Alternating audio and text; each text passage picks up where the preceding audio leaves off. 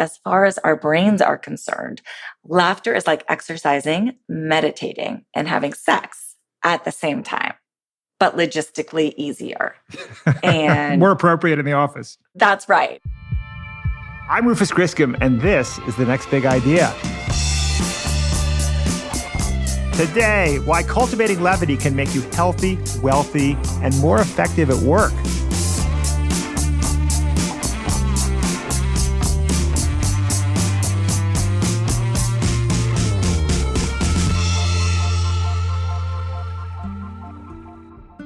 For years now, really ever since I was a child, I've been haunted by the same question when I haven't had the courage to ask aloud.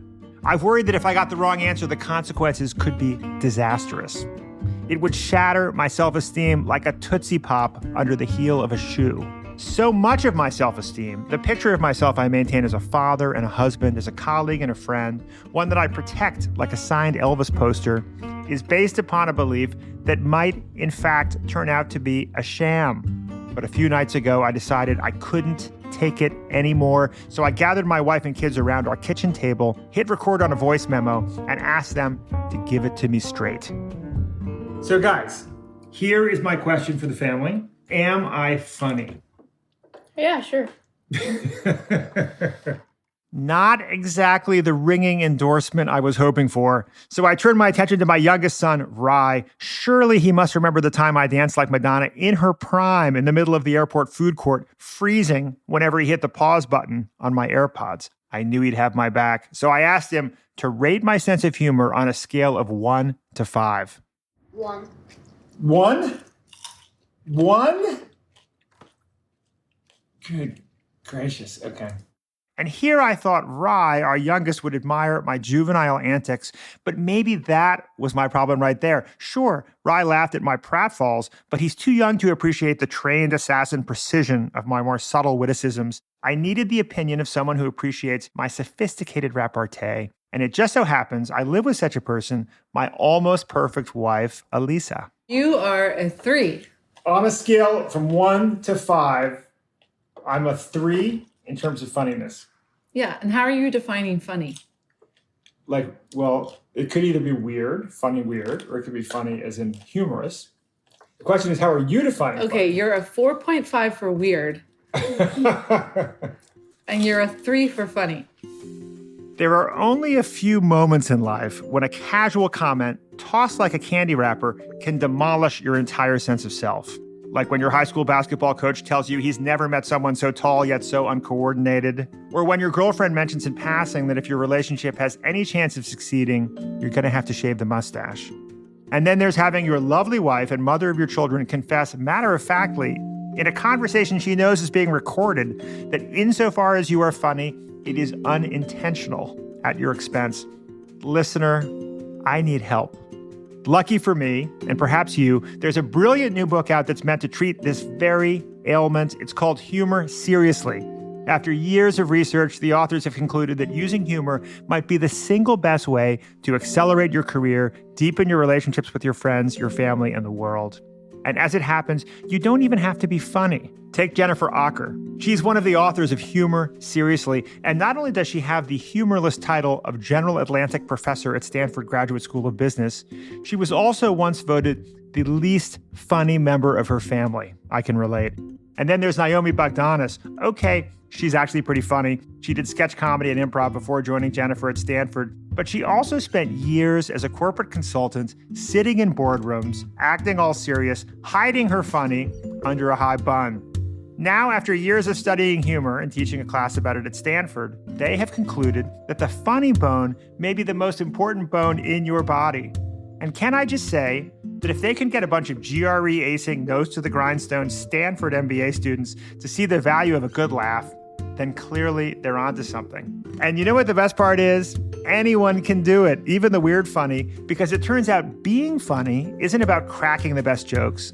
It's about approaching life with a spirit of levity. I love this. When we stop taking our work and our lives so damn seriously, we open ourselves up to more meaningful relationships, more fruitful collaborations, more joy, and more fart jokes. There's hope for me yet.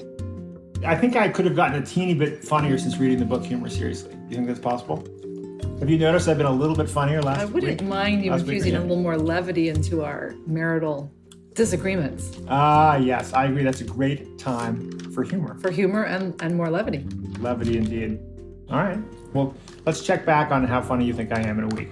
Okay. Okay?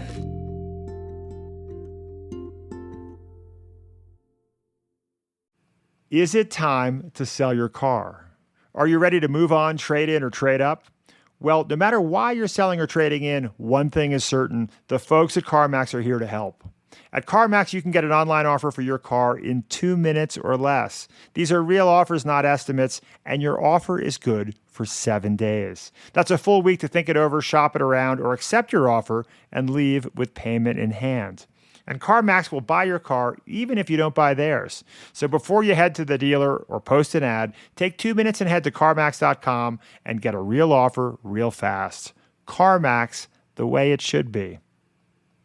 Birthdays, holidays, promotions, getting that last sprinkle donut. There's a lot in this world worth celebrating, but nothing is worth celebrating more than knowledge, especially knowledge that will pay off, like understanding how compound interest works, knowing how to check your investment professional's background, and figuring out your risk tolerance. Or how about finally understanding all those terms your friends keep throwing around, like ETF, ESG, and ICO? Go to investor.gov today to learn about these investment products and more. How much do you already know about investing? Find out by putting your financial knowledge to the test with our new investment quiz. Investor.gov is your unbiased resource for valuable investment information, tools, and tips. Before you invest, investor.gov.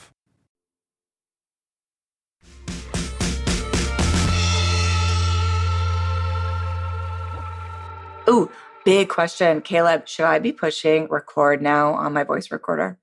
You bet. Oh my gosh, I almost forgot that. That's okay. I forgot it too. Then I would have blamed you. So we're all fine. It's all fine. I would have blamed Naomi, but that's I will take it. Jennifer and Naomi, it is so great to have you on the Next Big Idea podcast. I've been really looking forward to this. I just love your book. Thank Go you. on.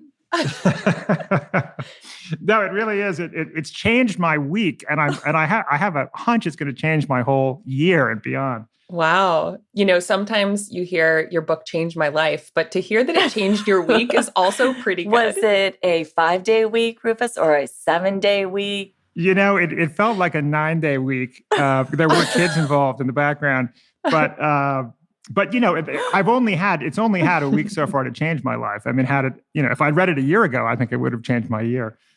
But you know, I love books that effectively deliver their philosophy through the title and subtitle. Your title, Humor Seriously: How Humor is a Secret Weapon in Business and Life. And then you may actually manage to have a subtitle, asterisk, How Anyone Can Harness It, Even You. There's a clear public service message here that we need to take humor more seriously. It's true. And right now we're living in a time where mental health has been on the decline. Rates of depression and social isolation have been on the increase in substantial ways. Remember, this is a book about humor. Are you laughing yet? That's the way we like to start all of our interviews. Well, and you guys were attracted to this project for somewhat different reasons, weren't you? Absolutely. So, yeah, we came to it from completely different angles. For me, humor was always a really big part of my life in a way that was probably annoying for other people. I was voted class clown of my high school. You know, my family growing up, any birthday or any occasion, you always wrote a song about that person. So we'd write a custom song about my mom that was totally ridiculous and funny. And so it was really woven into the fabric of my life and my family. And then I went to work and I completely lost my sense of humor, or at least I lost my sense of humor while I was working. I started leading a double life because I thought that as a young woman in business, I had to behave all of these ways to be successful. And that was serious and professional and never making a mistake and certainly never making a joke. And by the way, during this time, I was doing comedy on nights and weekends. So I was doing sketch comedy and improv comedy. It was a really, really big part of my life. I just totally hid that from my colleagues because I figured They're not going to think that there are any transferable skills there, and consultants really care about transferable skills. Until one day, a client of mine basically told me that she had never seen me laugh and guessed that I was a sad cat lady on weekends who had no friends. And I had this realization that all of these things that made me happy and even successful outside of work were rooted in my sense of humor, were rooted in my, personality. And so if I could bring more of that humor and personality to work, I wondered whether I could, first of all, avoid burnout, but second of all, actually be more successful at work too. So that's what set me on this journey. And Jennifer's path sort of started in the opposite way. Right. So just as background, I am a behavioral scientist. And so most of my work is focused on how meaning and purpose shape the choices individuals make. And for pretty much all of my life, I never really viewed humor as important for most of my career. Like, it was inefficient. It was often silly. It took up too much time. And it was maybe detrimental to what I was doing as a researcher. But then I saw it firsthand about 8 years ago. I met this entrepreneur named Amit Gupta, and he was diagnosed with leukemia, and he needed a bone marrow transplant, and he couldn't find one in the National Marrow Donor Program, which is daunting, intimidating, and not funny at all. But what was incredible was how he approached this challenge. It was all with this mindset of levity. So, for example, part of his difficulty finding a match was that there's not enough South Asians in the donor database. So he would have these bring your own South Asian swab parties. And he gathered comedians for PSAs, asking people to give a spit about cancer. So they would give saliva samples for matching.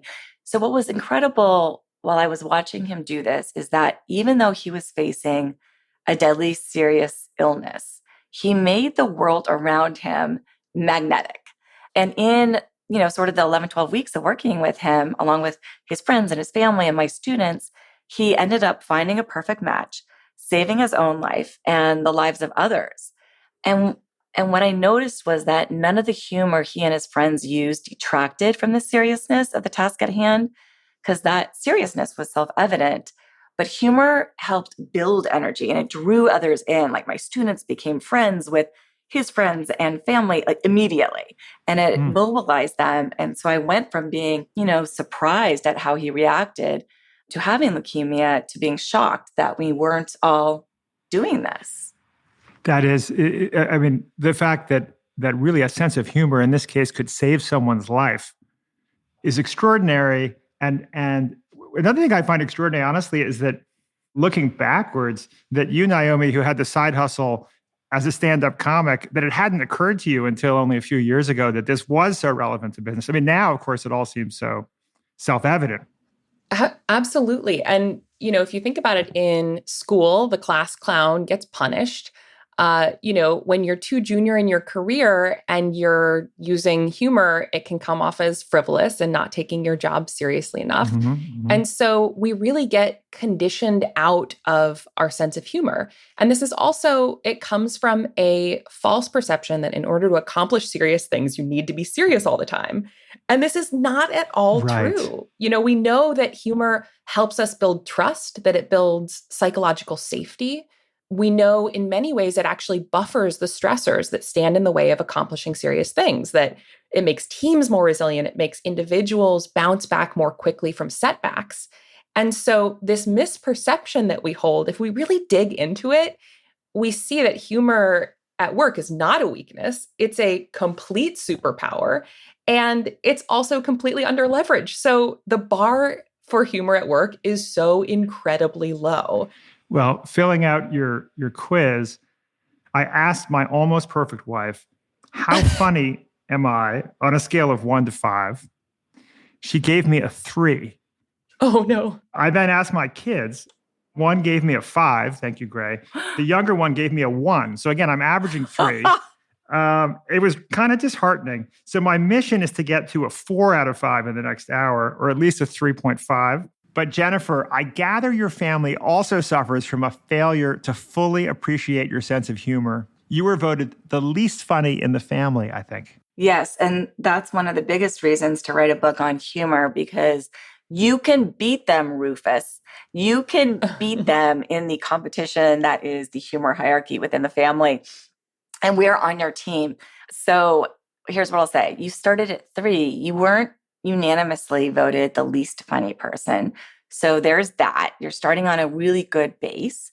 Second, what you need to do is start understanding this is not about being funny. This is not about cracking jokes. This is not about trying to be funny, which is the worst. This is just about being human. That insight that it's not about a performative sense of humor, but it's about a mindset, to me was huge. And I think it's one of the elements of this book that's going to change so many people's outlooks. But I think this is a great segue to your first big idea: humor is a superpower. We are in the midst of a mental health crisis, with rates of depression skyrocketing to unparalleled levels as a global pandemic and social isolation pile onto already stressful work conditions.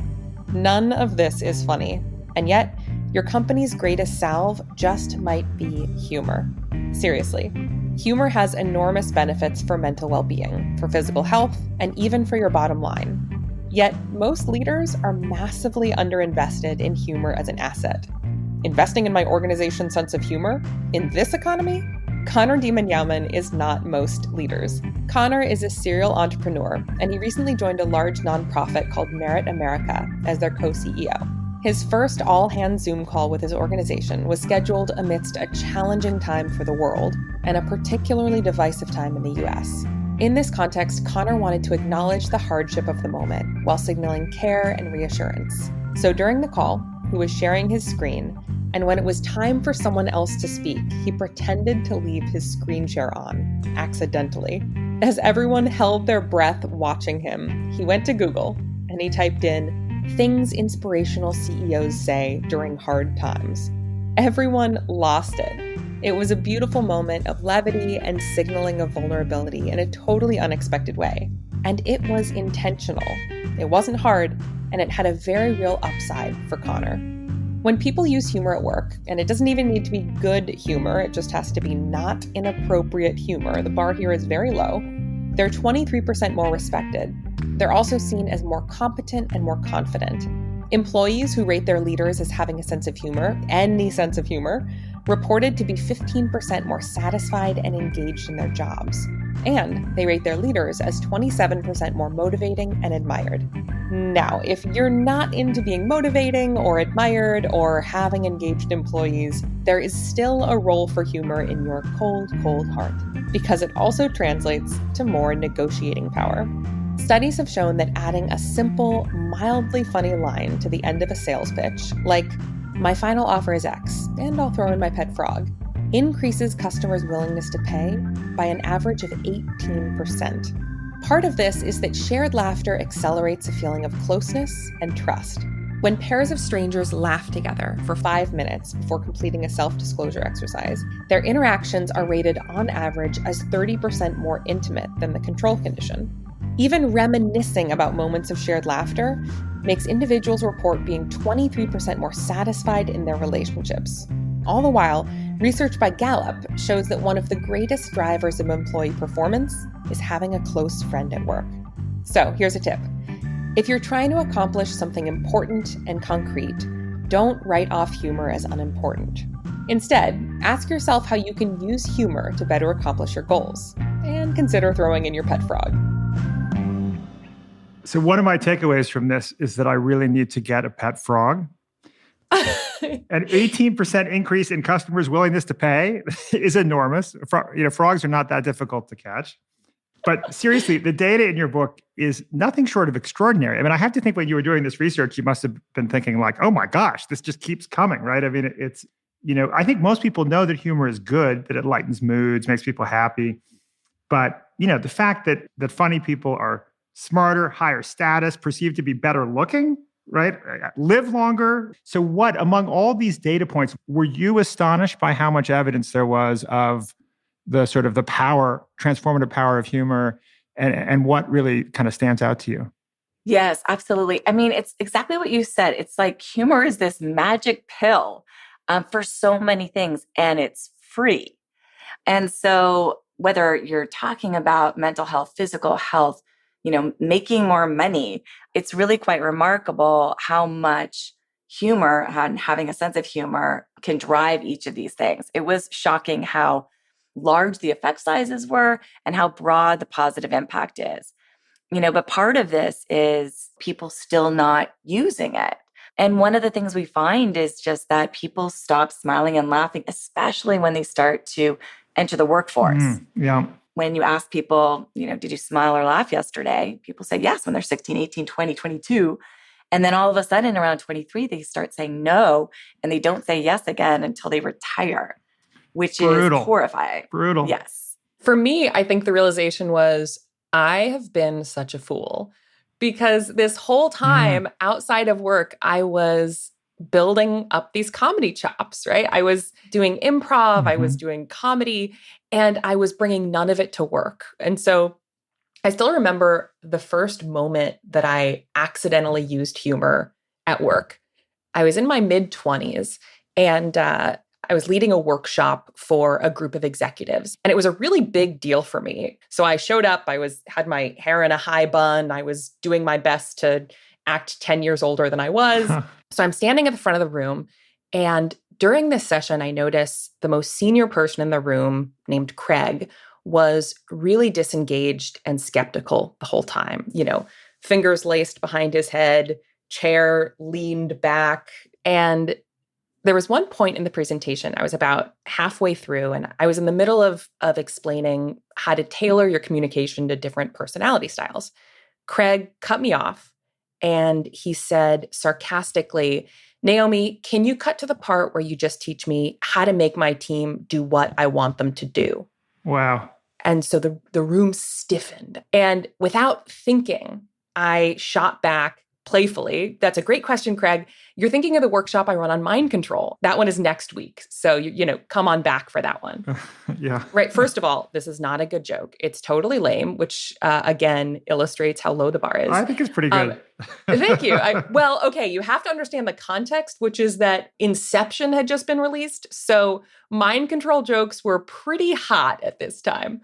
So I basically thought that I had torched my career. And in fact, the exact opposite happened.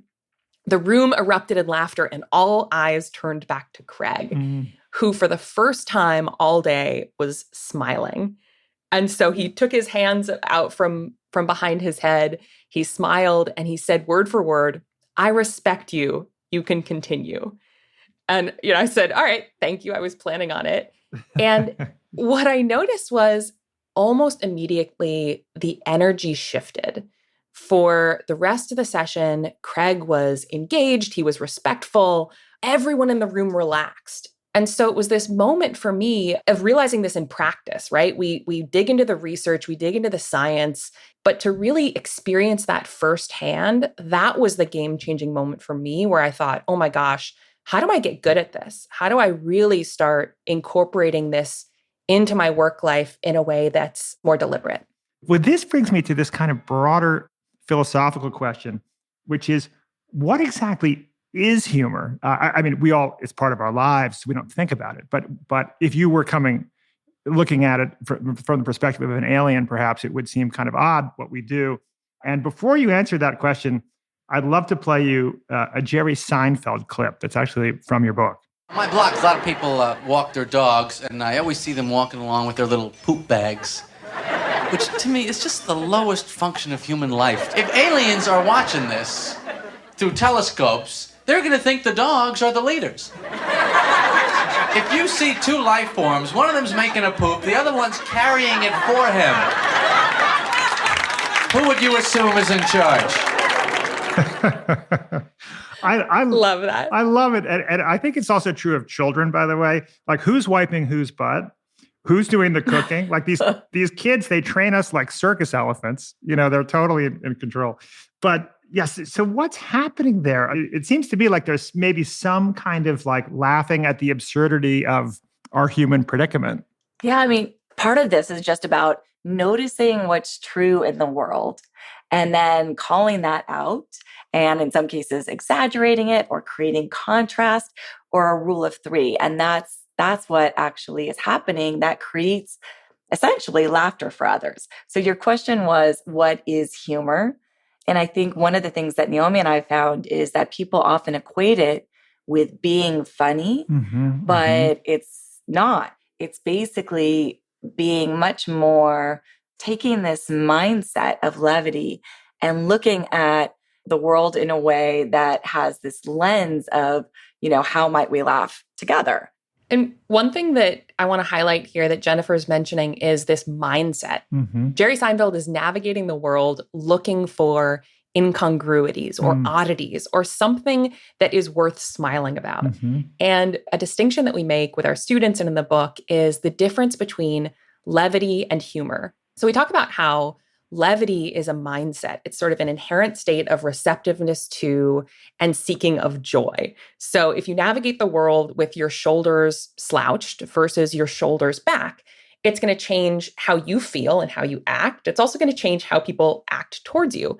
Similarly, if you're navigating your life on the precipice of a smile, looking for reasons to be delighted rather than disappointed, it's going to impact how you perceive the world and also how other people perceive and interact with you. So Jerry Seinfeld, instead of seeing a person picking up their dog's poop and saying, oh gosh, what a chore, he's looking at it and saying, well, how funny is that actually? We think that we are our dog's owners, and yet look at what's actually happening here. And that's what comedians are really good at doing. And then, of course, humor channels levity. It channels that mindset towards a specific goal, right? So there are moves that you can make to turn that idea into humor. And I love that observation so much because I think, as you all point out, so many people see this as, humor is a gift that you're born with or you're not. I mean, I think an alternative title for your book, somehow whenever I read books, I'm always thinking of all the possible titles. And although I love your title's fantastic, but, would have been The Levity Mindset, the case for living your life on the precipice of a smile. But I think people can sort of debate semantically or psychologically what humor is. But neurochemically, you all describe what's happening in your brain when you laugh, right? You say effectively, there's a cocktail of hormones that's making us happier, more trusting, more euphoric. What's happening? Yeah, it's this incredible cocktail of hormones that we experience. So when you laugh together with someone, you release these endorphins. So that gives you something like a runner's high. And then we also have a lowering of cortisol. So you feel calmer and less stressed. And then you also release oxytocin, which is called the trust or love hormone, released during certain kinds of physical touch. So in essence, as far as our brains are concerned, laughter is like exercising, meditating, and having sex at the same time, but logistically easier. And more appropriate in the office. That's right. HR is not going to come after you. And these shifts in our brain impact not just how we see ourselves, but also, how we behave and how others see us and how they behave as well. So when you all crack a funny, you're handing me this gorgeous neurochemical cocktail. And I totally want that cocktail, right? Because it has an umbrella in it. It's colorful. And it instantly changes my brain chemistry. There's no calories. There's just upside. Exactly. Yeah. Also, Make a Funny. I love that. I think that's really the third potential title of our book is How to Make a Funny, the brain cocktail. Yeah, exactly. There's almost like a flatulence joke in there somewhere, but it's there's always a flatulence joke, Rufus. And now we know why you're rated an average 3 in your It's time for a quick break, but don't worry, we'll be serving up another round of neurochemical cocktails as soon as we come back.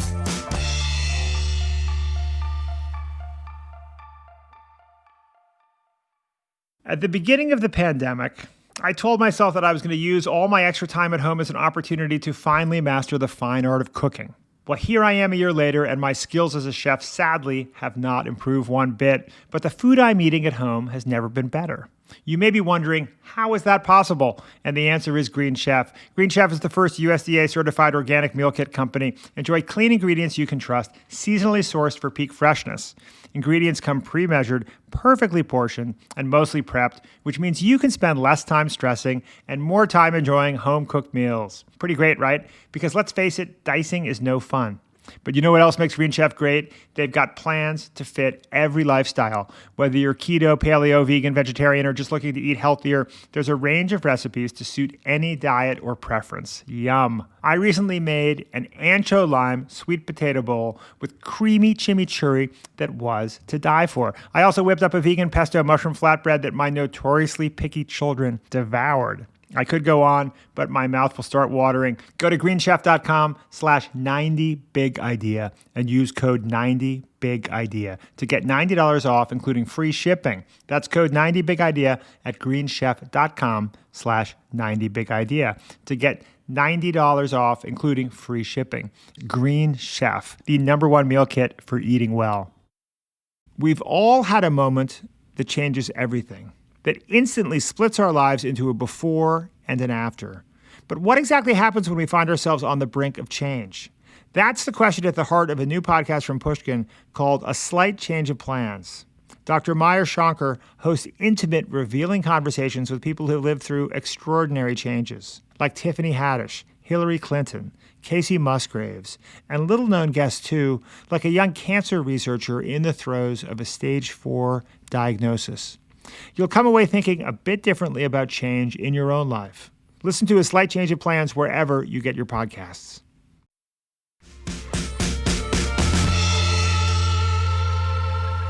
You know, something I find fascinating is talking without any training whatsoever recklessly about human evolution.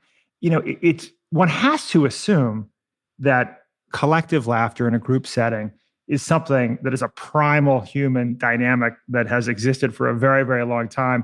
One of my favorite episodes we've done was a conversation with Christopher Ryan, who wrote a book called Civilized to Death about what we can learn from our hunter-gatherer ancestors. And he talked about the Paraha, a tribe in the upper Amazon, where a linguist named Daniel Everett lived for 20 years. And he writes, the Paraha laugh about everything. When someone's hut blows over in a rainstorm, the occupants laugh more loudly than anyone. They laugh when they catch a lot of fish. They laugh when they catch no fish. They laugh when they're full. They laugh when they're hungry. Right? And doesn't that sound wonderful? I remember thinking like, I want to be in that tribe. I want to go and spend some time with these folks. And it begs the question, what are the dynamics that make that kind of easy, flowing laughter and group conviviality possible? And it seems like clearly these folks are living in a kind of bubble bath of trust with a group of other people. Mm-hmm. But don't you think there's something kind of deep and primal about the role this plays? I love that. So, I mean, there have been so many different theories around why we laugh and why we have humor. Superiority theory, that our laughter expresses feelings of superiority. This doesn't seem relevant in this culture. Relief theory. So, laughter is sort of part of the nervous system. It's sort of a pressure release valve. So that might be when we don't catch any fish, some relief. And then incongruity. So the perception of something incongruous. This is the Jerry Seinfeld laughing at when he sees an owner picking up after the dog's poop. If we zoom out from that, humor is a fundamental melody of human conversation. It is a language we all speak. It gets us on the same page. It's so easy to chime in. And we know that, by the way, it has high social contagion. So how do we create these cultures? Well, we have looked more at how we create these cultures in professional environments. But of course, we've also looked at how do you create these cultures in other environments. And one of the tips that we have around this is based on a foundational tenet of improv comedy. And that's the concept of yes and. So Tina Fey talks a lot about this in her book, Bossy Pants. And I love the examples she gives. So she says, if you start a scene with, I can't believe it's so hot in here, and then the other person says, well, no, it isn't, then you're kind of at a standstill. But if instead she says, let's say she says, I can't believe it's so hot in here. And Rufus, you say, well, what did you expect? We're in hell. Or you say, this can't be good for the wax figures. Then the two of you are really getting somewhere. And so what we teach our students is similarly in our lives, we're presented daily with these small gestures from our coworkers and our friends demonstrating that we're open to humor and play. And we call these offers. So one of the one of the simplest and most powerful things that we can do to create a culture of levity is notice these offers, look out for them, and when we find them, yes and them. So I'll give a really basic example from my inbox yesterday. So I'm on this email thread with a couple of people who we'll call Rose and Vivek because those are their names.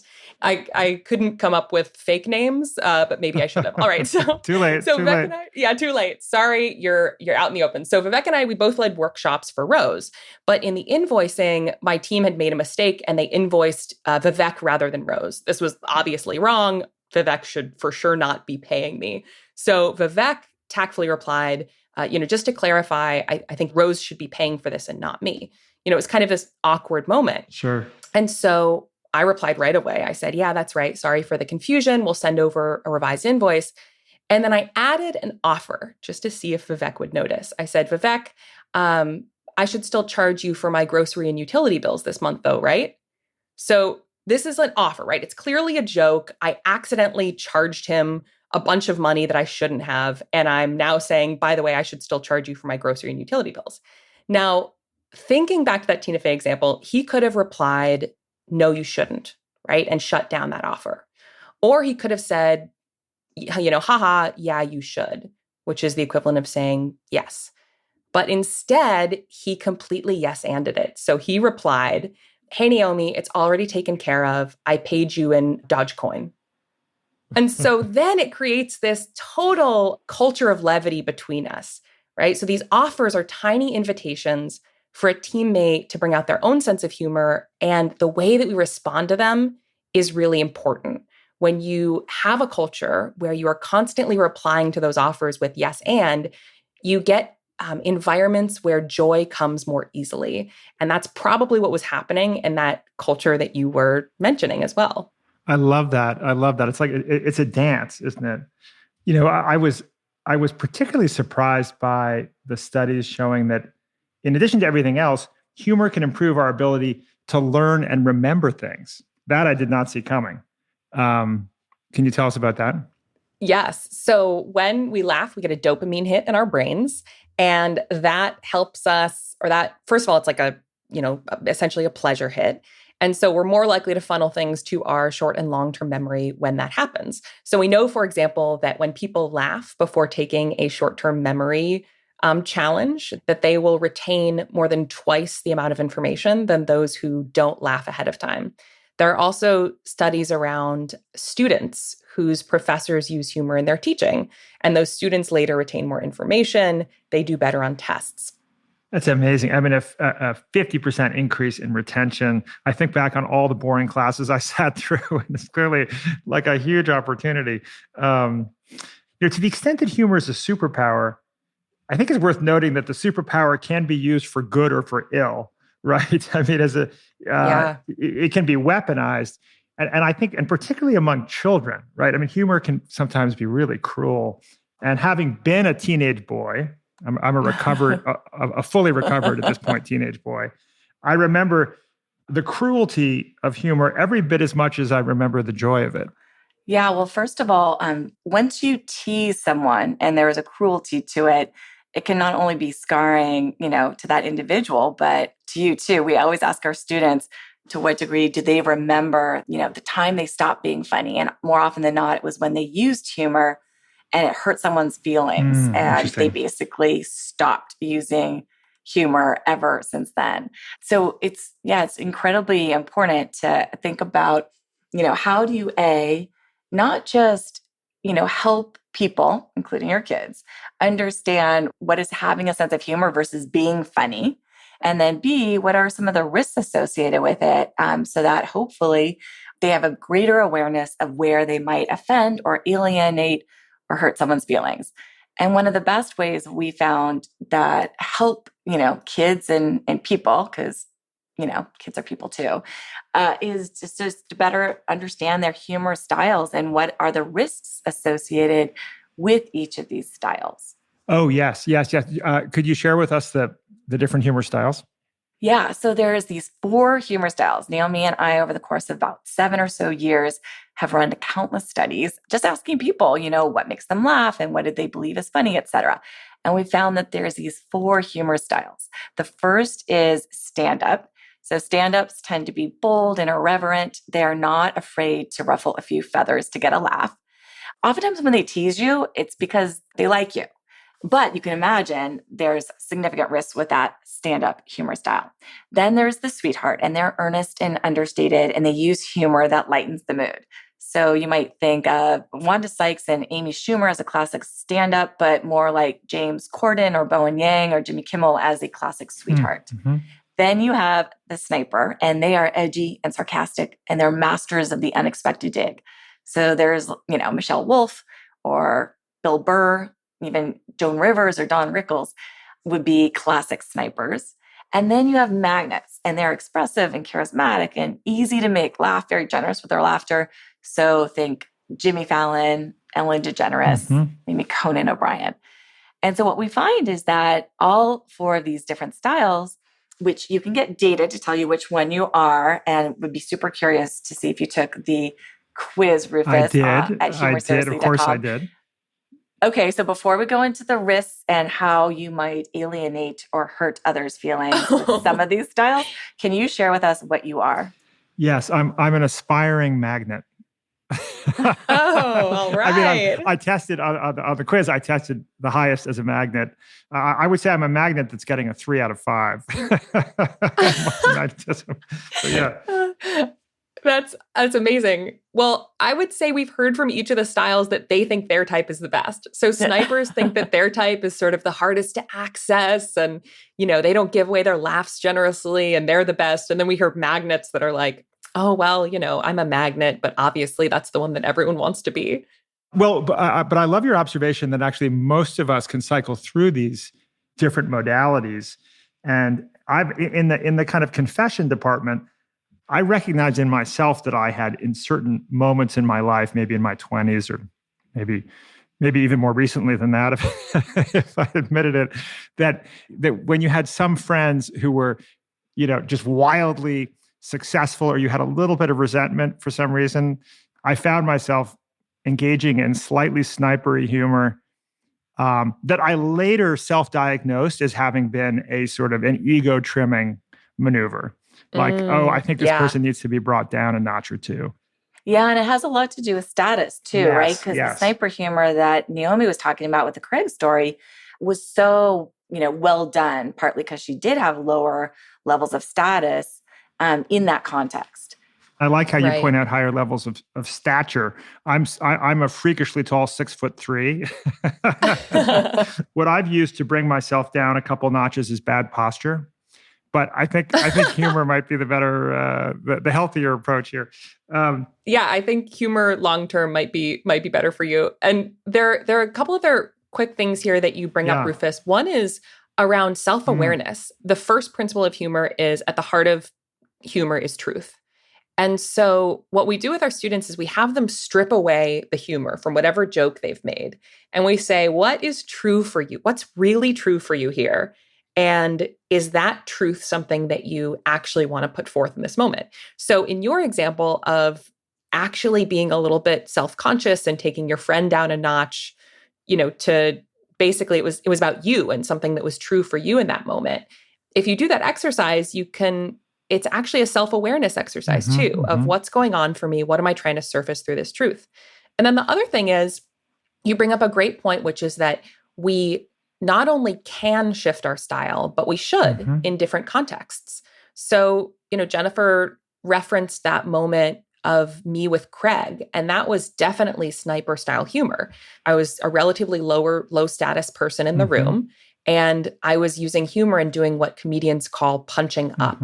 Now shift that context, and I'm now teaching in the classroom at Stanford Business School. I'm now in an authority role. And I remember in my second day of class, I used sniper style humor with one of my students. And it felt like I had kicked the student's puppy in front of everyone. And I had this realization, oh my gosh, that's right. I need to be leaning on magnet and sweetheart style humor. because now I'm the authority. Now I'm the highest status person in the room. And so this is recognizing that our sense of humor isn't just one thing. It's not something that you throw into your backpack and show up at work and now you have your sense of humor. It's far more nuanced than that. And especially if we want to use it to specific goals, whether it's to build bonds or to take someone down a notch or to, increase creativity in your team, there are different modes of humor. There are different styles that are going to work best to achieve those goals. Yeah, no, I think that's right. And I think as a, 6'3" white guy who's been running, small businesses for 25 years, most of the punching in most of the environments I'm in is lateral or down, which doesn't feel right. So I think it's like maybe partly people hopefully adapt to their environment. Right. Both psychologically and physically, it must be hard for you to punch down when you're that exactly. That's exactly right. I know. Sorry, the bad posture helps a little bit. It brings me down a couple inches. Yeah, that's good. I last stood up straight in 1986. I think. You're at a 4.5. I think you're at a 4.5. Maybe 4. I'm shooting for 4. I'm gunning for 4. Humility. So this is a perfect segue, I think, to big idea number 2. Humor can be learned. We have all fallen off a humor cliff. Clearly, humor is powerful. The problem is, we've lost our sense of humor. Over 1 million people in 166 countries were asked a really simple question. Did you smile or laugh yesterday? For those who are 16, 18, 20, the answer largely is yes. Then, around age 23, the answer becomes no, and we don't start laughing again until we retire. Put another way, the average 4-year-old laughs 300 times a day. It takes the average 40-year-old 2.5 months to laugh that many times. So, how do we climb back up the humor cliff? Here's a tip. Use techniques from comedians. First, observe. Humor isn't about inventing the perfect one-liner from thin air, but it's about noticing what's true in your life. At the end of each day, write down 5 observations from the day. Simple things like how excited your dog is at dinner time, or how you take a walk around the block every afternoon to break up the day, or how you actually took a work call today in your underwear. Really simple observations. Then try using the rule of 3 by creating a simple list where the last item is a bit unexpected, like this. I miss so many things about office life. Going for spontaneous coffee chats, getting supportive eye contact from colleagues, and wearing pants. Try exaggerating the third thing even further, like this. By far the most thrilling part of my day is when I get dressed to the nines, leave my house, and circle the block just to feel something. In the book, we share dozens of tips like this and examples from comedians that make humor feel easier, more natural, and of course, funnier. Well, like one of your good students, I sharpened my pencil and I did as instructed. I wrote down things that were true in the course of the last week. I told you I had a great week, right? Love that. And one of the things I noticed is that I start every day as a really virtuous person. And I end the day, I gradually slide into more and more objectionable behavior. So for instance, I wake up every morning and I run a few miles while listening to your audiobook and podcasts and stuff. Nice. The most virtuous thing one can do. If I see any old ladies, I help them across the street. I pick up litter. I wave to neighbors. Very Truman Show. I come home. I smother my kids with hugs and kisses. I make them breakfast. I then lock in 3 hours of deep focused work, only interrupted by the consumption of 12 ounces of organic celery juice. I'm intermittent fasting. I don't eat anything until lunch. Then I have a healthy lunch like a salad. Then things start coming off the rails. I take some calls. I get distracted by the internet. I start yelling at my kids. And then I start thinking about a glass of wine. I try to work. I end up pouring a glass of wine. Think about making dinner. Pull up Grubhub. Order dinner. Look at the bottle of bourbon. Try not to drink the bourbon. Pour a glass of bourbon. Think about reading a book while turning on the television set. Like literally, I have the remote control in my hand and I'm looking at the book and I'm turning on the television set. So my day ends and I'm watching trashy TV, drinking bourbon, trolling the internet, snapping at my wife and kids. And then I do it again. Oh my gosh. Can I just say that was a beautiful display of you implementing so many techniques from chapter 3 of the book. So Thank you. First, beautiful job making those observations. Thank you. And I want to make a couple of observations on what you were doing. Great. Okay, so first of all, your premise is contrast, right? What you looked for, the way that you sparked this idea, it sounds like, was recognizing that your day starts in a very different way than your day ends, True. Yeah. right? Okay, so then you had some exaggeration where you were going through your morning, and maybe every morning you don't help an old lady cross the street, but you were sort of exaggerating just how good you were in that morning, You right? see through me, Naomi. I actually have not helped an old lady across the street in a while. All right. Then we dove into some beautiful specifics because we know Yes, that comedy does better with specifics. So you talked about your 12 ounces of organic celery juice and intermittent fasting, right? You could have just said, then I eat a really healthy lunch and moved on. But humor lies in those very specifics about your experience. So that's another technique, specifics. Then you built out the world, right? So you showed us the entire day. And probably these are not things that you're doing every single day, but you use the technique that comedians often use, which is to ask, if this is true, then what else is true, right? So if I'm drinking bourbon, what else am I doing? I'm watching trashy TV. What else am I doing? I'm trolling the internet, right? So you start to build out, in this world where I am a horrible person at the end of the day, what else am I doing? Okay, so that's called build out the world. And then you also used rule of three. By the way, rule of three, it doesn't always have to be three elements. All it has to be is a particularly interesting or funny one that you end on. And so you said, I end drinking bourbon, watching trashy TV, trolling the internet. And you said something like being horrible to my wife and kids, right? Which is a direct contrast to the morning when you smother your family with hugs and kisses. And so it was such a satisfying end too, because you created contrast between your morning self and your end of day self using rule of three and contrast. Boom. Well done. That was a 4.75. Well, clearly I need therapy and some intervention, but on the humor front, thank you for the 4 or 5. And I only snap at my wife and kids on alternate days. I don't do it every day. Well, actually so I love the building out the world approach. I was inspired by that. And I think we have a clip that comes from your book that I love, Ellen DeGeneres. So it's been 15 years since I've done stand-up. And when I decided to do this special, a friend of mine was at my house, and I told him, I'm going to do stand-up again. And he said, really? And I said, yeah, I was hoping for more of a really, but it was really. And I said, yes, why? And he said, well, do you think you're still relatable? I said, yes, I do think I'm still relatable. I'm a human being. And he said, well, I mean, your life has changed so much. And I said, I know, but I still think I'm relatable. And anyway, just then, Batu, my butler, stepped into the library. And he announced that my breakfast was ready. And I said, we'll continue this conversation another time. This is ridiculous. And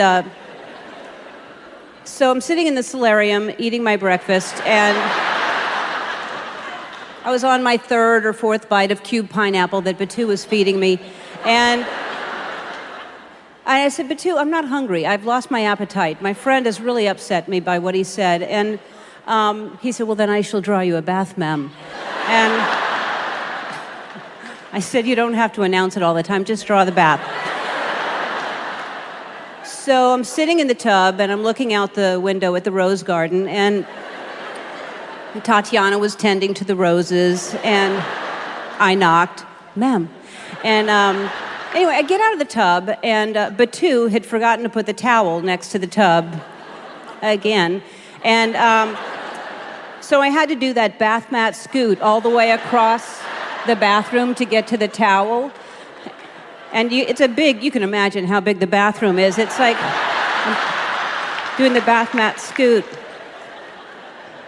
And then I stopped, and I was like, oh my God, this is relatable. This is going to be you guys after the runaway success of your book. Are you ready for this? Yes, with bathroom scoots. I mean, but to see what she did there, she just built out this whole world, starting with Batu, the butler, and Tatiana, and her impatience with like, get on with it. And so it's just taking that exaggeration around that notion of relatability. And as Naomi said, building out that world. And then that joint laughter, where we all can kind of see the two different levels of that new world that she's building out, becomes that thing that glues us all together. It's so good. It's so good. Well, I think we have at least one other clip at the ready, which I think is an example of the use of analogies, which is one of your categories. We have a clip here from Jim Gaffigan. Big families are like waterbed stores. They used to be everywhere, and now they're just weird. Oh my gosh. Yeah, analogy is definitely a more challenging form, but some people are so good at it. And it's incredible how easy it is to create humor from analogy. So we were talking to Michael Lewis, the author, yesterday, and he was talking about how, well, actually, it was in a conversation around how do we connect meaningfully with people in a time when all of our communications are happening over text and email. And Michael laughed and he said, "You're asking the wrong person about texting." He goes, "You got to understand, my children gather to watch me text because it's like watching someone shoot an underhand free throw. It's like, oh, this is going to be funny." He's just making an observation, but by creating analogy and attaching it to that observation, it makes clear what the ridiculous thing is, and we're able to sort of laugh at the absurdity of it. When we come back, Jennifer and Naomi say that humor is like that college semester you spent in Spain, bold, authentic, and grammatically incorrect. See what I did there? I used the rule of three and an analogy. Anyway, stick around for more jokes after the break. I had the pleasure of chatting with Walter Isaacson recently.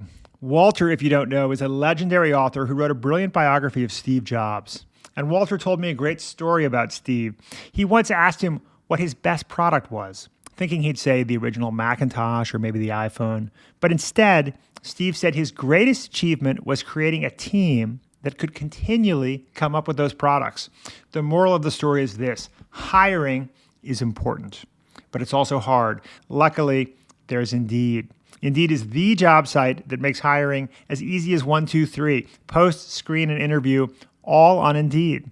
It's no wonder 3 million companies worldwide use Indeed to hire great people and help grow their teams faster. Plus, Indeed has stellar tools like Indeed Instant Match to help you quickly find quality candidates whose resumes fit your job description. According to Talent Nest, Indeed delivers 4 times more hires than all the other job sites combined.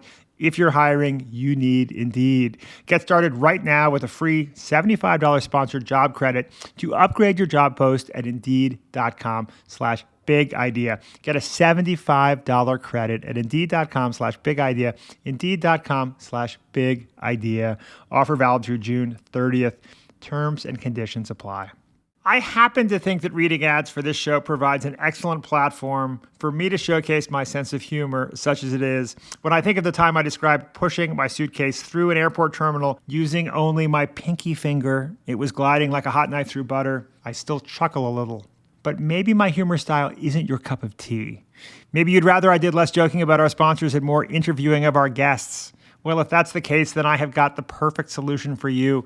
Download the Next Big Idea app from your favorite app store, become a member, and you can listen to great conversations like this one completely ad-free. You'll also get big ideas from all the best new nonfiction read to you by the authors themselves. It's a great way to get smart fast, and it's right at your fingertips. That's the Next Big Idea app. Join us. Download it today. Welcome back to the show. So we know that humor can help you accomplish your professional goals, especially if you throw in a pet frog. And we also learned some tricks of the trade that can help you navigate the world on the precipice of a smile. Now, in their third big idea, Jennifer and Naomi say that humor can unlock love. Humor mitigates life's greatest regrets. Humor isn't just a way for us to be more effective leaders and more joyful people, but it's a way for us to lead lives of greater meaning.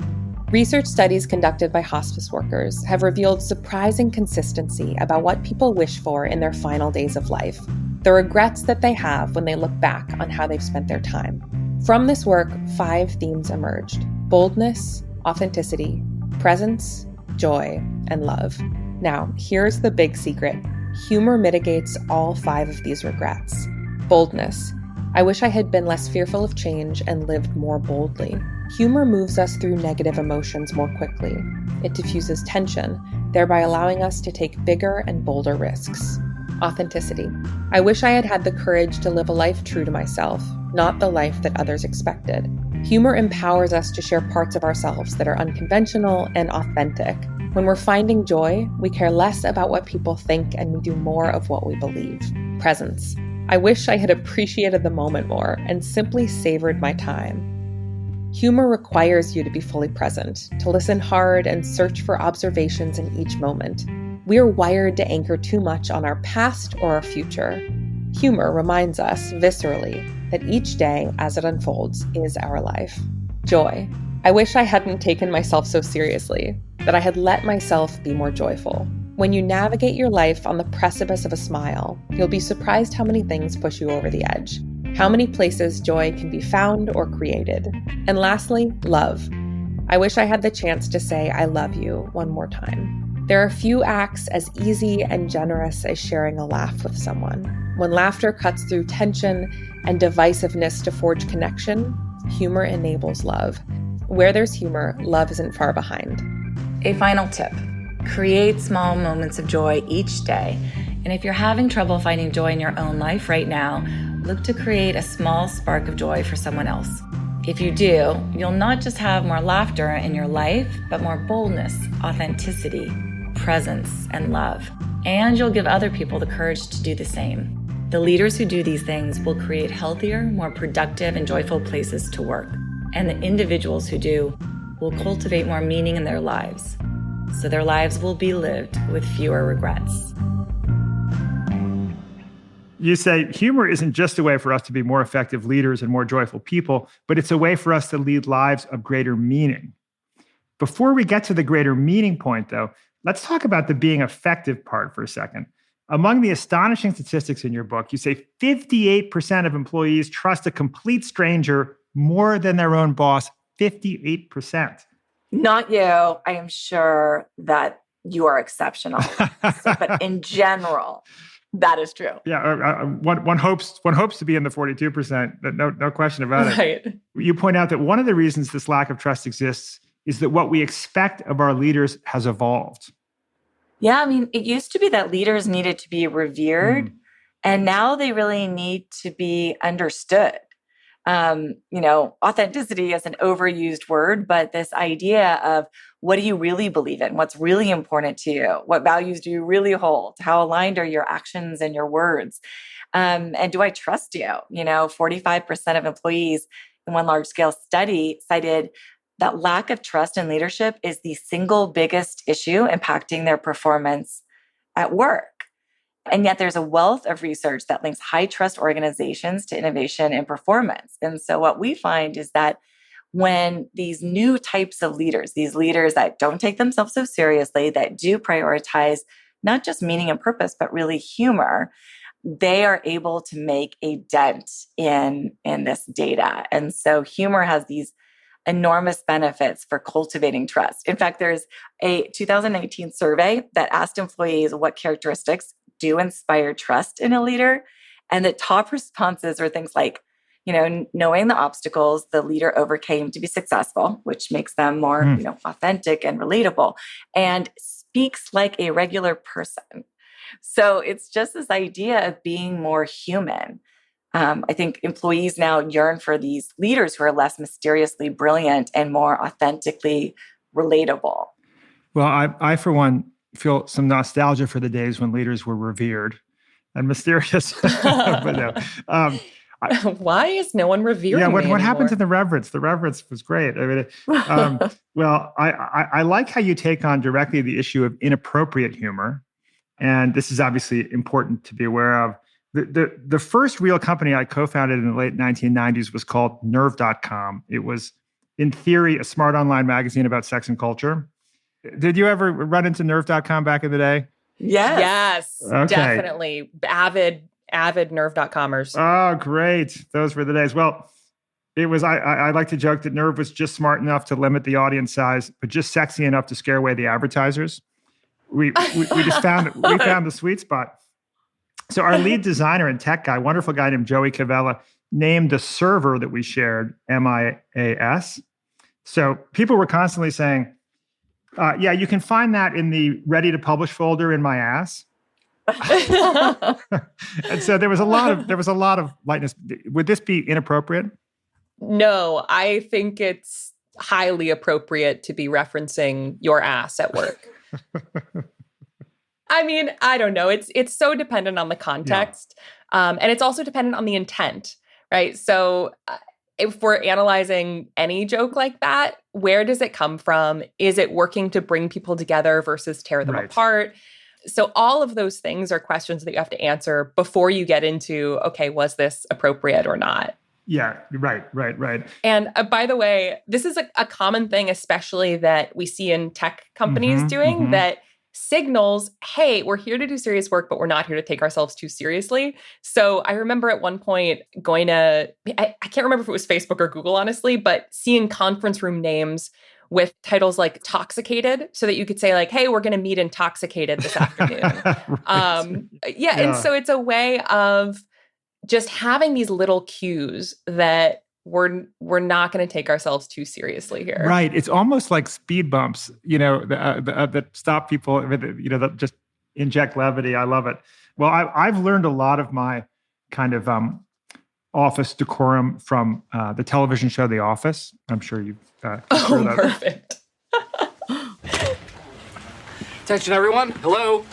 Yes, I just want you to know that this is not my decision. But from here on out, we can no longer be friends.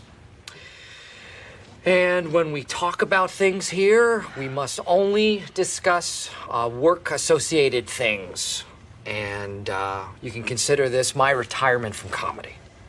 And in the future, if I want to say something funny or witty or do an impression, I will no longer ever do any of those things. Does that include... That's what she said? Yes. Wow, that is really hard. You really think you can go all day long? Well, you always left me satisfied and smiling, so... That's what she said! Michael, please. Please. Mwah!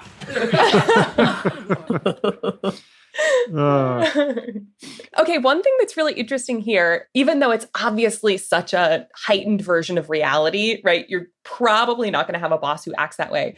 But it's actually illustrating a really important principle, which is when we rise in status in an organization, our calibration completely gets off.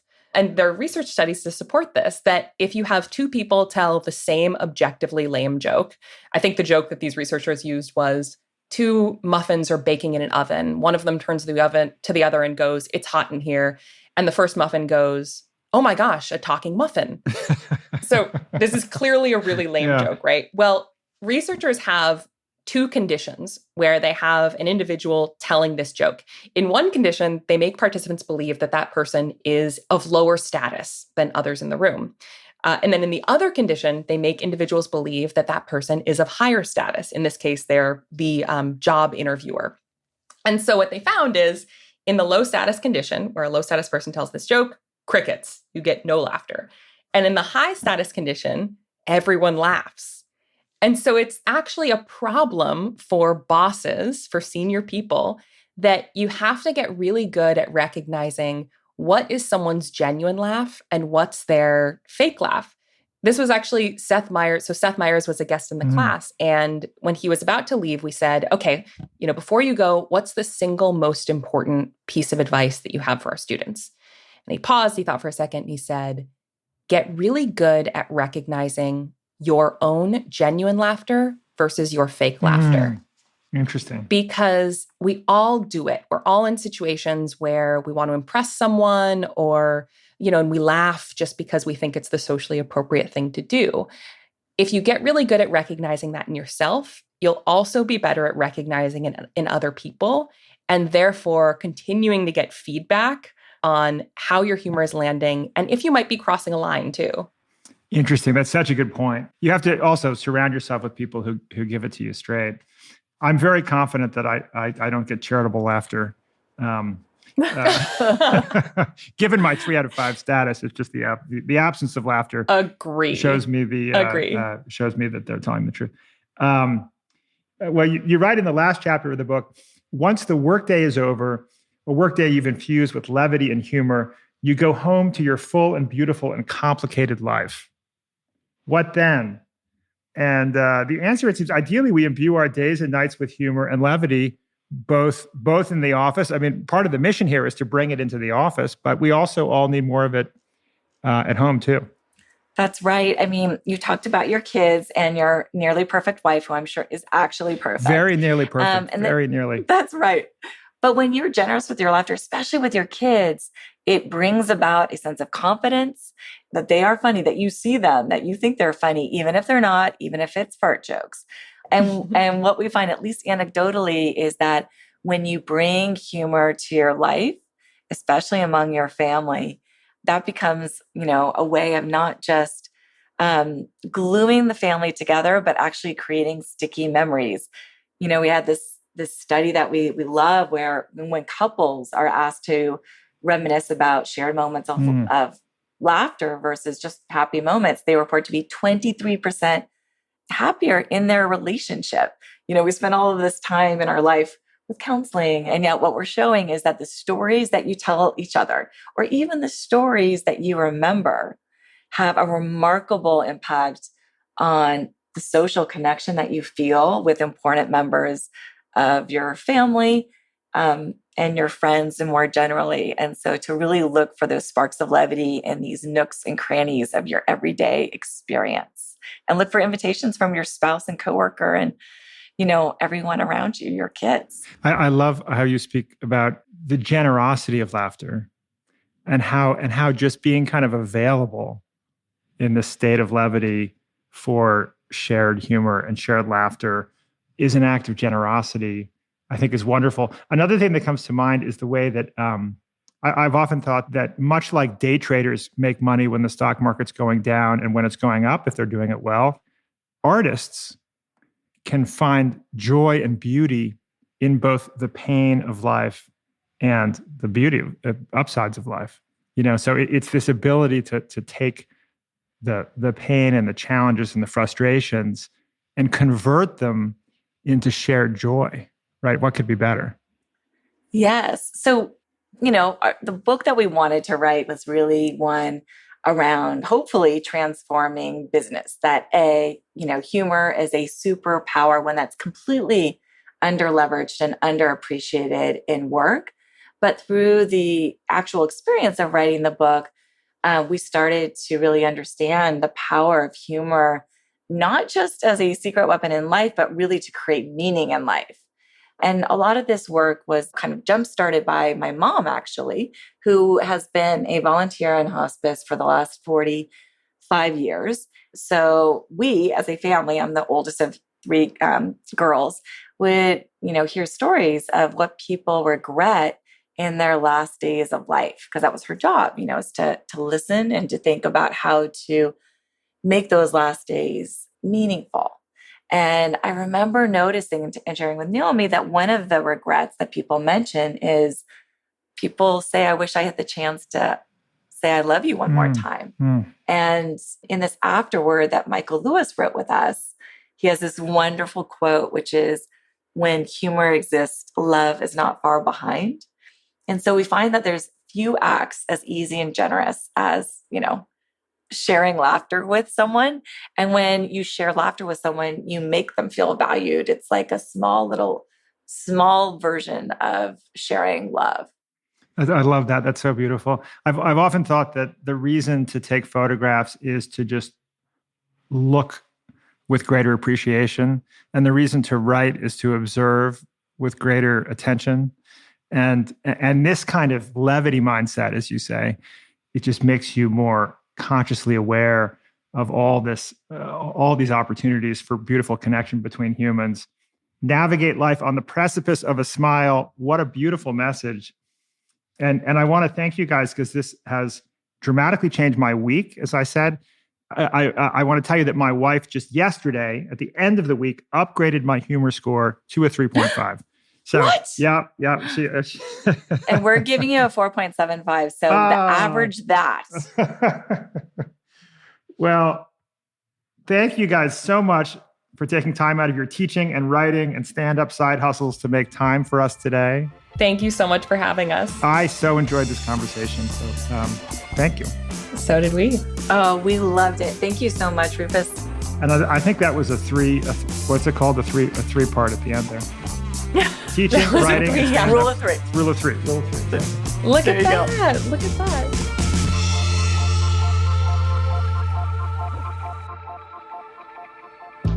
Would you like to hear 2 more big ideas from Humor Seriously? Download the Next Big Idea app and check out Jennifer and Naomi's Book Bite, which includes not 3, but 5 big ideas. And why stop there? In your app, you'll also find 12-minute audio summaries of groundbreaking new books, Zoom discussions with your favorite authors, and mind-blowing e-courses. Search for Next Big Idea in your app store. Join us next week for a fascinating conversation with Ethan Kross, a psychologist who studies the voices in our heads. If you enjoy laughing at me on this show, you may be wondering, what can I do to help the Next Big Idea team get the word out? I'll tell you what you can do. You can give us a 5-star rating if you feel so inclined, and a review. We read every one. Tell your friends and follow us on Apple Podcasts, Spotify, the Wondery app, the Next Big Idea app, or wherever you're listening right now. In the episode notes, you'll find some links and offers from our sponsors. Thank you for supporting them. Special thanks to Jennifer Rocker and Naomi Bagdonas. Humor Seriously is available wherever books are sold, so you know, bookstores. Our executive producers are Caleb Bissinger and Michael Kovnat. Theme music by Costa Galanopoulos. Sound design by Emma Erdbrink. I'm your host, Rufus Griscom. See you next week. How am I weird funny? But somehow you think shoving a stick of butter that's warm with dirty sandals and clean underwear and shirts all would somehow work together. It was in a briefcase. No, this is how you pack in general. When we go anywhere, it's a combination of dirty shoes on top of clean clothes, on top of like a delicate manuscript, on top of some piece of food. Let the record show. All shoved together. Let the record show that it was 10 years ago that I put a stick of butter in a briefcase with socks and other random things. I unpack our bags all the time. The problem was that we forgot about it. I unpack our bags all the time. I'm going to unpack our bags tonight, and I am going to uncover this strange combination of things that Daddy likes to put in one single bag. The problem was that we didn't find... there's always some piece of food or sweetie, drink we have to complete the story. Okay. The problem is that we did not discover this stick of butter until like a month later. Do you remember that, Lisa? Yes, my mother discovered it. Hey, I'm Mike Corey, the host of Wandery's show, Against the Odds. In our next season, I'm telling an amazing true story about American sailors who wrecked their ship off the coast of Africa in 1815. They're captured by a nomadic tribe. To escape, they will need to cross the largest hot desert in the world to reach civilization. They will battle against blistering heat, inhumane conditions, hunger, and thirst. Their heroic fight to get home will have a much greater impact than just on their own lives. It will influence a future president and change the course of American history in ways that are still felt today. This is the true story of the men who made it, and it's one that you don't want to miss. Subscribe to Against the Odds on Apple Podcasts, Amazon Music, the Wondery app, or wherever you're listening right now.